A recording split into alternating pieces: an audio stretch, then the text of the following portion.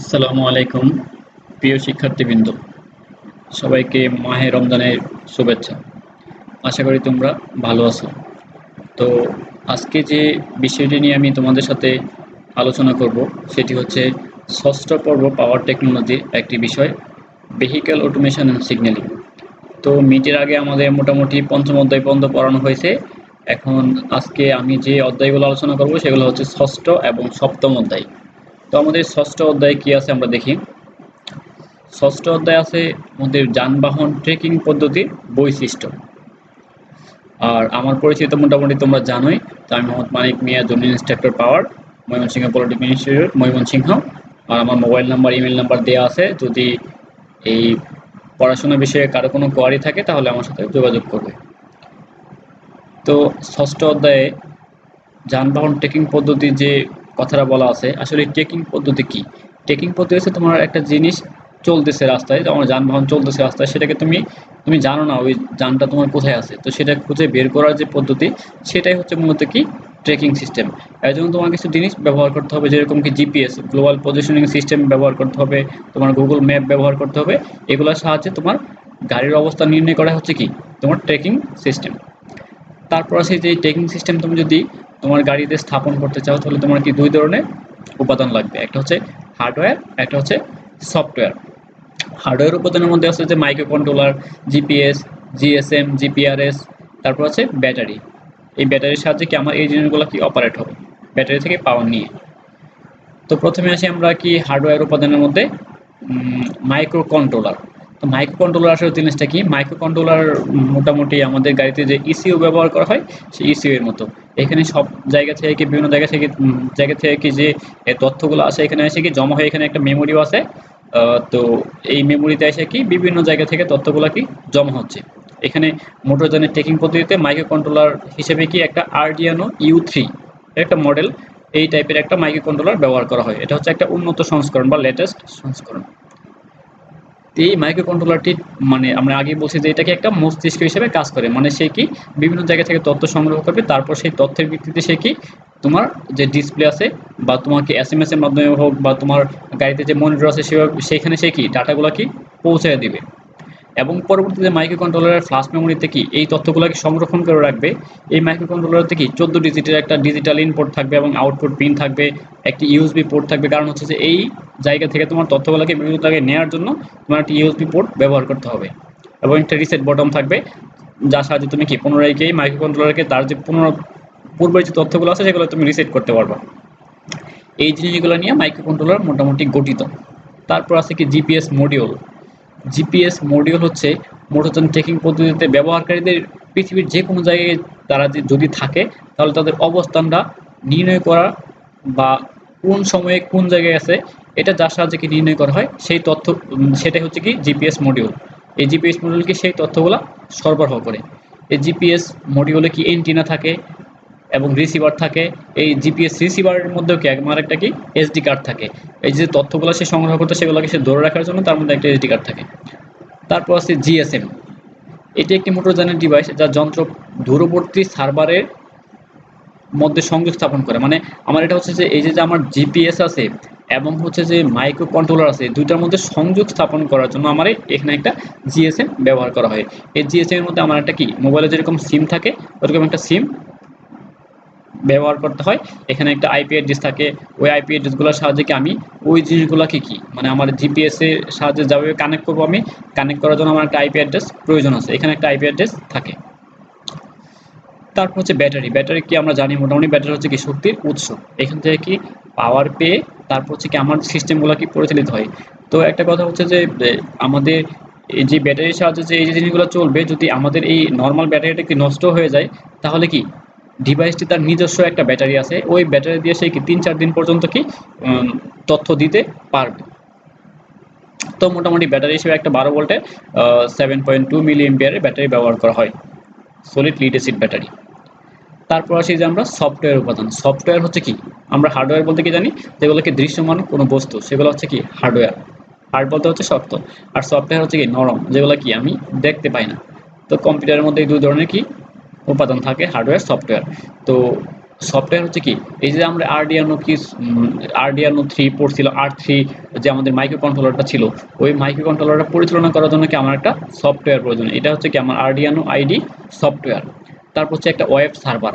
Web server হচ্ছে কি, যে সার্ভারের ভিতরে কি আমি প্রবেশ করে আমার ওই জিনিসটার সাথে কি আমার কানেক্ট হইতে পারবো। যেরকম একটা আইপি অ্যাড্রেস থাকবে, প্রত্যেকটা জিনিসই কি তুমি সার্ভারের ভিতরে কি তার একটা, তুমি যদি সার্ভারের ভিতরে তার একটা ঠিকানা দাও তাহলে তুমি তাকে খুঁজে পাবো। এরকম একটা আইপি অ্যাড্রেস হচ্ছে তার ঠিকানা, সেই ঠিকানা দিলে তুমি কি তার সাথে কানেক্ট হতে পারবা। আর ডাটাবেস, যেখানে কি ডাটাগুলো আমার কি জমা থাকবে। আর গুগল ম্যাপ হচ্ছে একটা ইম্পর্টেন্ট জিনিস, যে গুগল ম্যাপের সাহায্যে হচ্ছে কি আমরা কোথায় আছি, তারপর কোন জায়গায় যেতে চাই, এই বিভিন্ন জায়গাগুলোকে আমরা গুগল ম্যাপের সাহায্যে কি আমরা দেখতে পারি। তো গুগল ম্যাপ আমাদের সেই সহায়তা করে জায়গাগুলোকে চিহ্নিত করে। তারপর আসি যে এই জিপিএস পদ্ধতির সাহায্যে গাড়িকে কীভাবে ট্রেকিং করা যায়।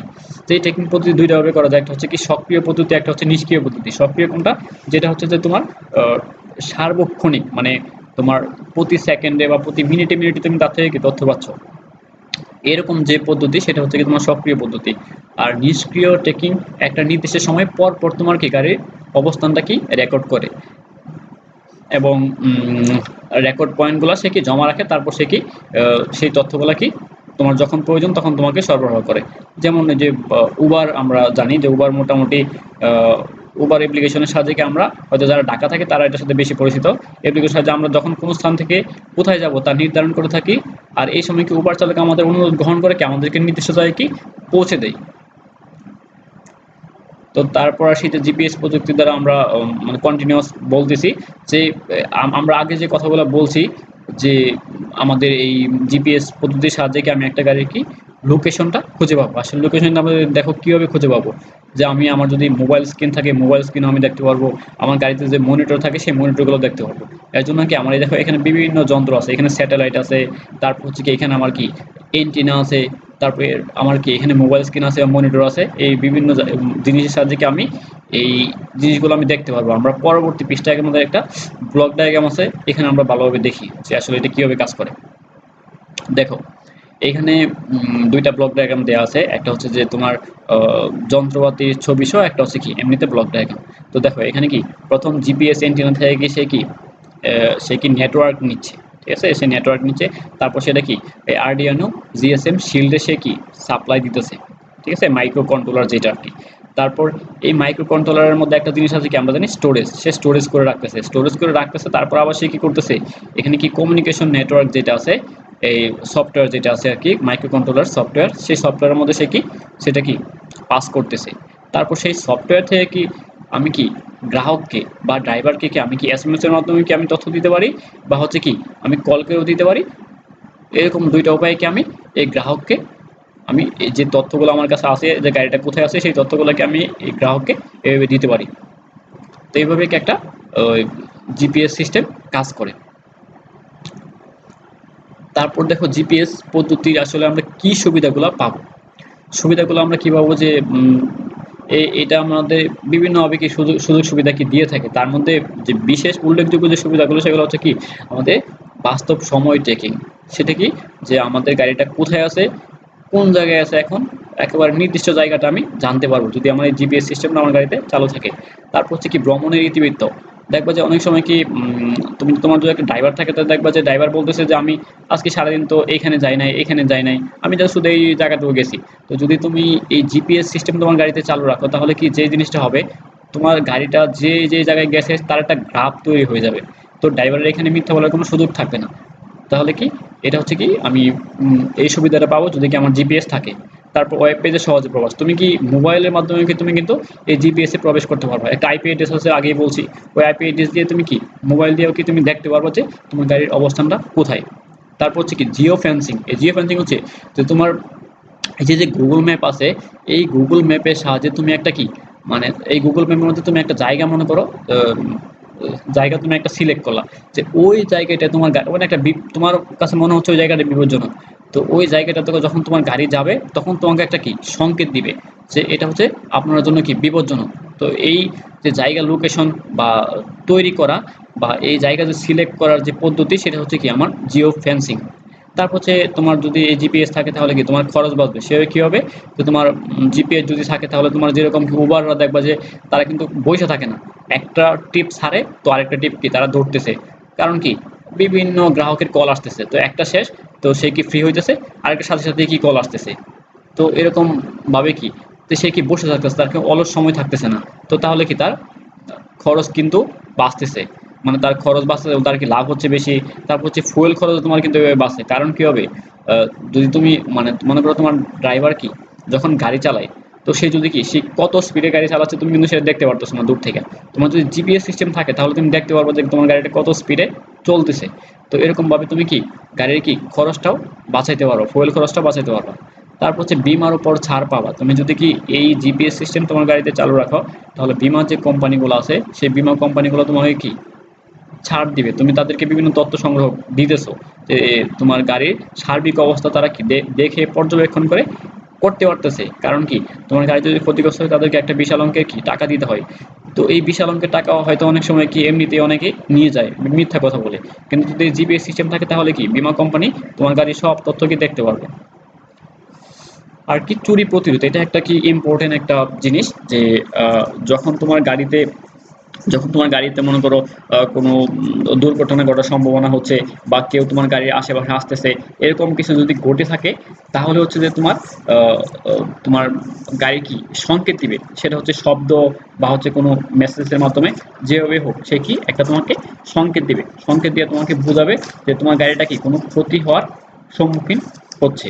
তো এরকম ভাবে তুমি কি গাড়ি কি চুরি হওয়া কি রক্ষা করতে পারো। তারপর হচ্ছে গ্রাহকদের উত্তম সেবা। গ্রাহকদের উত্তম সেবা কি, সেটা হচ্ছে যে যেমন মনে করো তোমার যদি জিপিএস থাকে তাহলে কি এই যে উবার বা পাঠাও যে সিস্টেমটা আছে সেই সিস্টেমে কি গ্রাহক কি সহজে তোমার বাসা থেকে বের হওয়ার 5 মিনিট আগে তুমি একটা উবারকে কল করলা, তো উবার দেখবা যে তুমি বাসা থেকে বের হওয়ার পরে কি উবারটা তোমার কাছাকাছি চলে আসছে। তো এই সিস্টেমগুলো না থাকলে কিন্তু তোমার ওইরকম উবার তুমি ডাকতে পারবে না, তাহলে কি গ্রাহকের সেবাটা ভালো পাচ্ছে, এটা থেকে আমরা বুঝতে পাই। তারপর হচ্ছে যে জিপিএস ট্রেকিং এ প্রয়োগ ক্ষেত্র, মানে আমরা কোথায় কোথায় আসলে এইগুলো প্রয়োগ করি হচ্ছে কুরিয়ার বা ডেলিভারি। আমরা কোনো একটা গাড়ির সাহায্যে যখন কি কোনো একটা জিনিসকে এক জায়গা থেকে অন্য জায়গায় পাঠাই, যদি সেটা কি দামি জিনিস হয় তো সেই ক্ষেত্রে কি যে পাঠায় তার একটা চিন্তা থাকে, মনে করো কুরিয়ার, তো কুরিয়ার যারা করে তারা কি বিভিন্ন কি জিনিস কি এক জায়গা থেকে অন্য জায়গায় স্থানান্তর করে। তো যখন তারা যদি জানতে পারে যে আমার গাড়িটা এখন কোন জায়গায় আছে, তাহলে কিন্তু তাদের একটা দুশ্চিন্তা কমে যায় এবং তারা গ্রাহককে বলতে পারে যে আমার গাড়িটা এই পর্যন্ত আছে, তারপর এতক্ষণ দেরি হইতে পারে আপনার জিনিসটা আসতে আসতে। তারপর হচ্ছে উদ্ধার অপারেশন, মানে তোমার গাড়িটা একটা অ্যাক্সিডেন্টের সম্মুখীন হয়েছে, এখন যদি জিপিএস সিস্টেম থাকে তাহলে কি তোমার গাড়ির লোকেশন কি সহজেই কি ফায়ার সার্ভিস বা হচ্ছে পুলিশের যে কর্মীরা আছে তারা কি সহজেই তোমার গাড়িটা কি খুঁজে পাবে।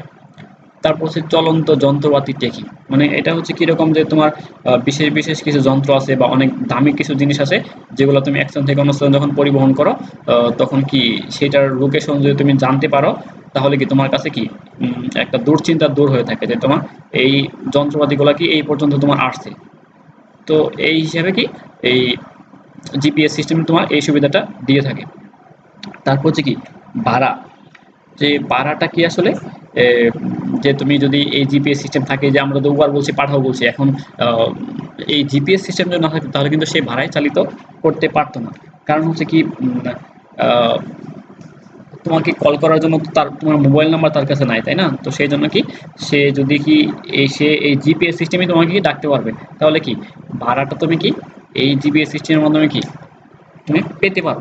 তারপর হচ্ছে পাবলিক পরিবহন, মানে আমাদের যে পাবলিক পরিবহনগুলো আছে সেই পাবলিক পরিবহনগুলোতেও কি আমার এই জিপিএস সিস্টেম আস্তে আস্তে কি ব্যবহৃত হচ্ছে। কী জন্য ব্যবহৃত হচ্ছে, পাবলিক পরিবহনে কোনো সমস্যা হলে সেটা যাতে আমি সহজে খুঁজে বের করতে পারি, তারপর হচ্ছে পাবলিক পরিবহনের নিরাপত্তার জন্য সেই সব ক্ষেত্রে কি আমি পাবলিক পরিবহনে কি এই জিপিএস সিস্টেম ব্যবহার করতে পারি। তারপর হচ্ছে স্কুল বাস, স্কুল বাস হচ্ছে একটা গুরুত্বপূর্ণ জিনিস, যখন একটা বাচ্চাকে তার বাবা মা গার্জিয়ান স্কুলে পাঠায় তখন গার্জিয়ানের চিন্তা থাকে যে আসলে বাসটা কোন দিক দিয়ে যাচ্ছে, তারপর কি অবস্থা, সেটা যদি বাচ্চার গার্ডিয়ান যদি দেখতে পারে নিজে নিজে বাসটা কোথায় আছে, তারপর আর কতক্ষণ লাগবে পৌঁছাইতে বাসায়, তাহলে কিন্তু তার দুশ্চিন্তা অনেকাংশে দূর হয়ে যায়। তো এটা হচ্ছে কি এই জিপিএস পদ্ধতির একটা কি প্রয়োগ ক্ষেত্র, এইসব জায়গাতে আমার জিপিএস গুলা কি প্রয়োগ হচ্ছে। তারপর আরেকটা জিনিস আছে এখানে, সেটা হচ্ছে যে ইন্টেলিজেন্ট পার্কিং অ্যাসিস্ট পদ্ধতি। ইন্টেলিজেন্ট পার্কিং অ্যাসিস্ট পদ্ধতি হচ্ছে কিরকম পদ্ধতি? পার্কিং তো আমি করব নর্মালি, আমরা কি এখন ড্রাইভার, আমাদের যে ড্রাইভারগুলো আছে তারা কি একটা নির্দিষ্ট জায়গায় কি পার্ক করে, হয়তো সেটা কি কোনো একটা রাস্তার পাশে, হয়তো বা কোনো ফিলিং স্টেশন, এরকম বিভিন্ন জায়গায় তারা কি পার্কিং করে। বাট এটা হচ্ছে একটা কি প্রযুক্তি, যা কি গাড়ির ড্রাইভারকে পার্কিং করার জন্য কি সহায়তা প্রদান করে। ইন্টেলিজেন্ট পার্কিং পদ্ধতি সর্বপ্রথম কি 1999 সালে টয়োটা মোটরযান কোম্পানি এটার প্রচলন শুরু করে। এই প্রযুক্তি কোনো ক্ষতি ছাড়াই দক্ষতার সাথে গাড়ি পার্কিং করার জন্য কি চালককে সহায়তা করে। দেখো এখানে বিভিন্ন জিনিস আছে, যে আমার গাড়িতে জানি আমরা সোনার সেন্সর আছে, ফ্রন্ট ক্যামেরা আছে, রেয়ার ক্যামেরা আছে। এই সব তথ্যের সাহায্যে ড্রাইভারকে সে কি তথ্য প্রদান করে, যার কতটুকু সামনে আপনার পার্কিং প্লেস আছে। তারপর সে যখন পার্কিংটা করা হয়, দেখো যখন পার্কিং করা হয় তখন আমরা জানি কি হয়তোবা একটা পার্কিং যে জায়গাটা থেকে এখানে অনেক গাড়ি থাকে, তো সে যখন পার্কিং করবে আরেকটা গাড়ির সাথে হয়তো কি লেগে যেতে পারে। এই লেগে যাতে কি না যায় তার জন্য কি গাড়ির ফ্রন্ট ও রিয়ার বাম্পারিকে অবস্থিত সোনার পার্ক সেন্সর ব্যবহার করা হয়। এই সেন্সরগুলো কি করে, প্রসেসরগুলো সেন্সরগুলো কি করতেছে, তোমাকে দেখাচ্ছে যে তোমার পিছনে কতটুকু পিছনে আরেকটা গাড়ি আছে, কতটুকু সামনে আরেকটা গাড়ি আছে, তাহলে তোমার পার্কিং করতে কি সুবিধা হয়। এবং এই পার্কিং, অটোমেটিক পার্কিং যেগুলো আছে, মানে অটোমেটিক পার্কিং গাড়িতে তোমার একটা জিনিস থাকতে হবে, সেটা হচ্ছে তোমার স্টিয়ারিং যে সিস্টেমটা, সেটা হচ্ছে কি তোমার পাওয়ার স্টিয়ারিং থাকতে হবে। তাহলে কি স্টিয়ারিং কোণের তথ্যগুলা কি সে কি গণনা করতে হবে। স্টিয়ারিং কোণের তথ্য গণনা কেন করা লাগবে, মানে তুমি গাড়িকে কোন দিকে কতটুকু পরিমাণ ঘোরাচ্ছ, এই স্টিয়ারিং কোণের অ্যাঙ্গেলের পরিমাণ নির্ণয় করে সেটা কি নির্ধারণ করা কি বা বোঝা সম্ভব। যেরকম কি এই প্রসেসরগুলো স্টিয়ারিং কোণের তথ্য গণনা করে এবং যা বাধার তথ্যসমূহ ক্যামেরা টাচস্ক্রিনে দেখা যায়, এবং বাধার নিরাপদ দূরত্বের উপর ভিত্তি করে শব্দ সংকেত দিয়ে সংকেত তৈরি করে। ফরওয়ার্ড ও রিভার্স মুভমেন্টের সময় ফ্রন্ট ক্যামেরা এবং রিভার্স ক্যামেরা সক্রিয় করে। পার্কিং সময় স্ক্রিনটিতে পার্কিং সুইচ চাপ দিলে স্বয়ংক্রিয় পার্কিং পদ্ধতি সক্রিয় হয়, তখন কেন্দ্রীয় প্রসেসরটি সর্বোত্তম পাশাপাশি পার্ক স্টিয়ারিং কোণগুলো গণনা করে এবং কি ইলেকট্রিক পাওয়ার স্টিয়ারিং সিস্টেমগুলোর সাথে কি ইন্টারফারেন্সগুলো পার্কিং স্পট নির্দেশনা দেয়। মানে হচ্ছে যে তোমার এই যে তোমার ইয়াটা আছে, যে পাওয়ার স্টিয়ারিংটা আছে, এই স্টিয়ারিং কোণের ঘূর্ণনের উপর নির্ভর করে তোমাকে তথ্য দিবে সেটা কি কতটুকু পরিমাণ ঘুরতেছে। ঠিক আছে, এটা হচ্ছে কি আমার একটা ইন্টেলিজেন্ট পার্কিং অ্যাসিস্ট পদ্ধতি।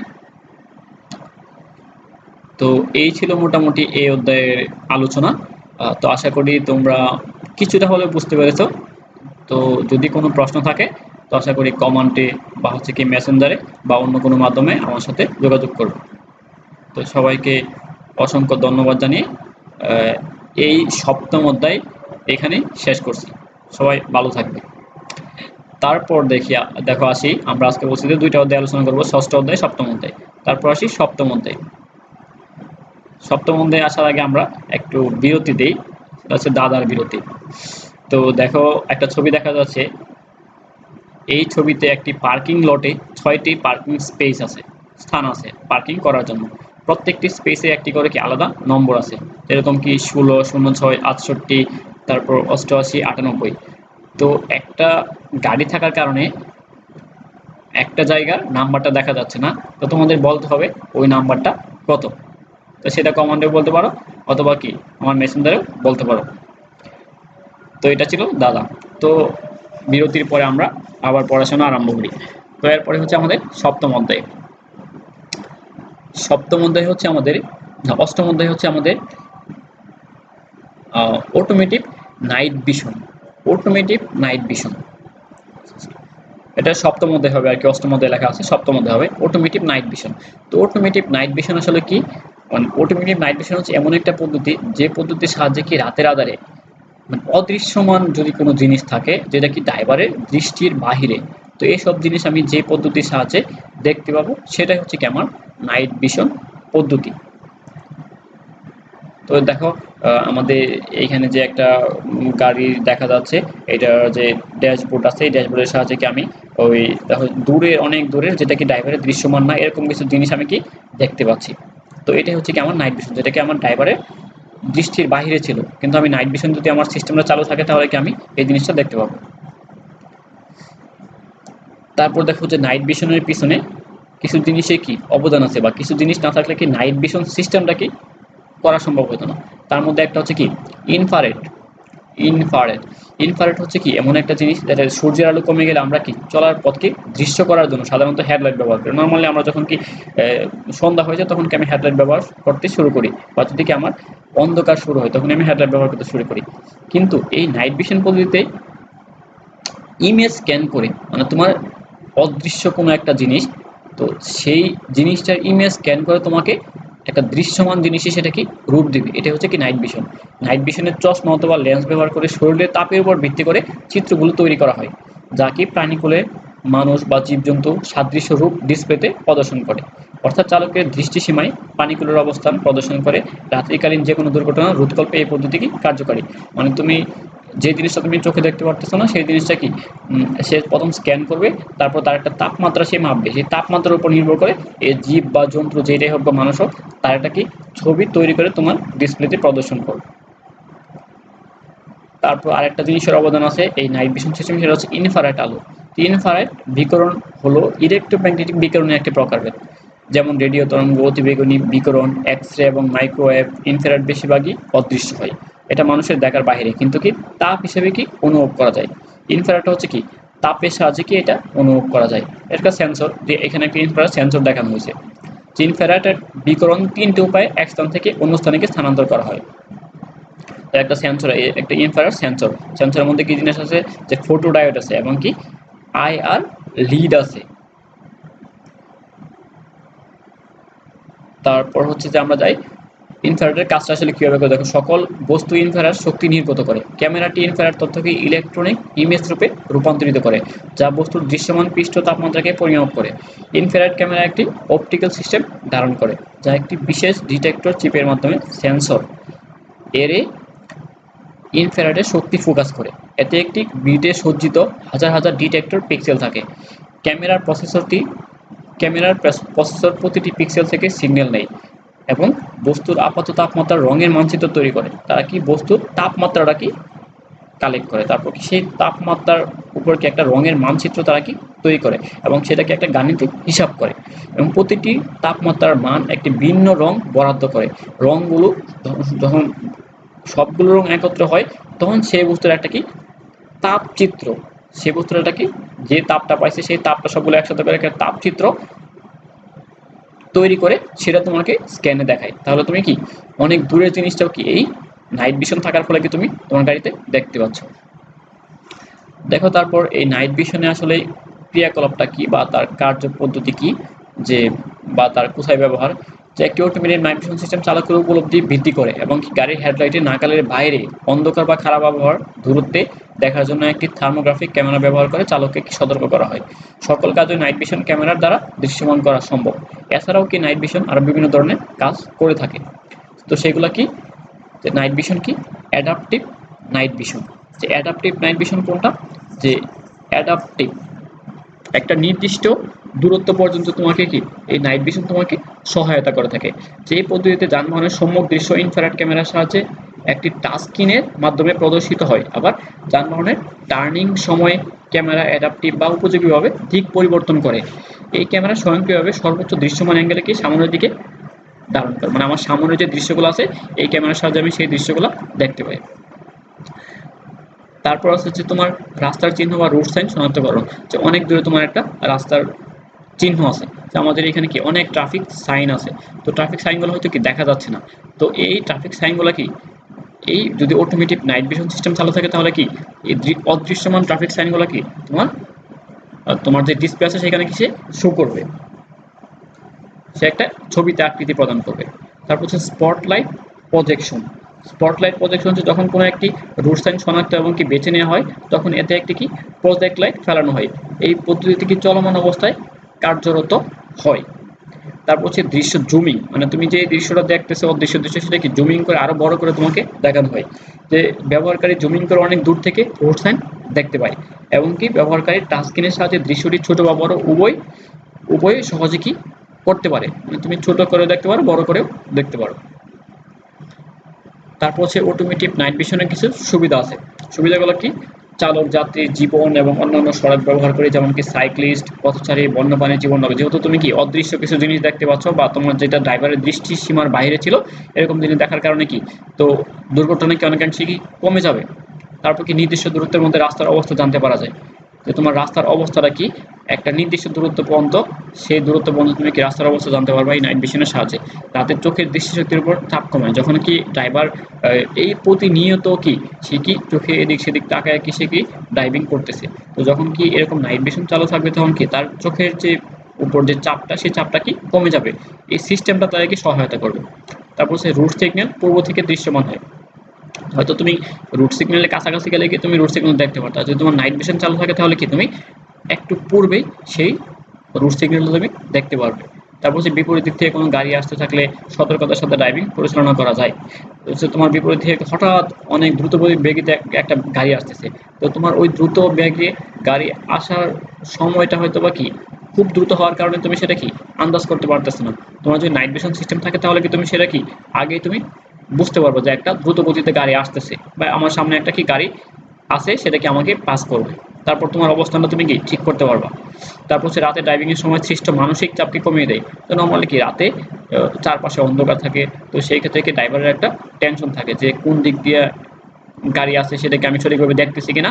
তো এই জিনিসটা যাতে তার টেনশনটা যাতে কম হয়, তো সেই জন্য কি আমাদের এই সব গাড়িতে কি আমরা জানি কি বিভিন্ন ধরনের সেন্সর থাকে, সোনার সেন্সর থাকে, ফ্রন্ট ডেক সেন্সর থাকে, রিয়ার সাইডে সেন্সর থাকে, বিভিন্ন সেন্সরের সাহায্যে তাকে কি তথ্যগুলো দেয়, যার কারণে সে কি সহজে কি এই সিস্টেমের সাহায্যে সে কি তার চারপাশের জিনিসগুলোকে সহজে সে দেখতে পারে। এজন্য তার কি মানসিক যে চাপটা থাকে যে আমাকে সবসময় কি অ্যালার্ট থাকতে হবে, সজাগ থাকতে হবে, সেই চাপটা কি অনেকাংশেই কমে যায়। তো এই ছিল মোটামুটি এই ছোট্ট অধ্যায়ের পড়াশোনা। তো আশা করি মোটামুটি বুঝতে পেরেছো। তো যদি কোনো প্রশ্ন থাকে তাহলে আগের মতোই বলবো কমেন্টে, বা হচ্ছে কি আমার যে ফেসবুক অ্যাকাউন্ট আছে, মেসেঞ্জার আছে, সেখানে তোমরা করতে পারো। তো সবাই এতক্ষণ সাথে থাকার জন্য অনেক ধন্যবাদ ও শুভেচ্ছা। তো পরিশেষে আবার বলবো, এই করোনা মহামারীতে সবাই ঘরের মধ্যে থাকো, সামাজিক দূরত্ব বজায় রেখে চলো, এবং কিছুক্ষণ পর পর হাত ধোয়ার অভ্যাস করো, এবং খালি হাতে বা হাত না ধুয়ে নাকে মুখে চোখে স্পর্শ করবে না। তো সবাই ভালো থাকবে, সুন্দর থাকবে, এই কামনায় আজকের মতো এখানেই শেষ করছি। আসসালামু আলাইকুম।